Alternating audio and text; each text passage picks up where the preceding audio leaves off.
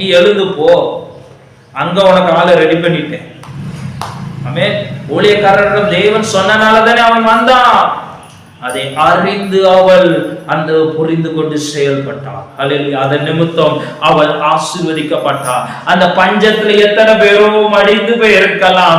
ஆனா சாரிபாத்தின் விதவையும் அவனுடைய மகனும் ஒரு பிரச்சனை இல்லாம சுகமாய் வாழ்ந்தார்கள். ஆகாரம் திருப்தியாய் சாப்பிட்டார்கள். பஞ்சம் தீரும் வரைக்கும் அவர்களுடைய மாவு தீரவில்லை, அவர்களுடைய எண்ணெயும் தீரவில்லை. ஹல்லேலூயா, ஹல்லேலூயா. என்னைக்கு நீயும் நானும் ஆண்டவருடைய வார்த்தைக்கு கீழ்ப்படுகிறோமோ, உன் ஆசீர்வாதம் உன்னை விட்டு தீராது.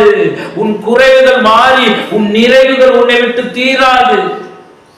என்னைக்கு நீ ஆண்டவருக்குள்ள இருக்கிறாயோ, என்னைக்கு ஆண்டவர் வார்த்தையை கேட்கிறாயோ, என்னைக்கு ஊழியக்காரனுடைய வார்த்தைக்கு கீழ்ப்படுகிறாயோ, என்னைக்கு தேவன் விரும்புவது போல நீ ஜெபிக்கிறாயோ, வேதம் வாசிக்கிறாயோ, அவருக்கு பயந்து இருக்கிறாயோ, ஆராதனைக்கு சரியாக வருகிறாயோ, ஆராதனையில் அவரை மகிமைப்படுத்துகிறாயோ, அந்த நாளில் இருந்து வரைக்கும் பார் எப்படி நீ ஆசீர்வதிக்கப்பட்டிருக்க.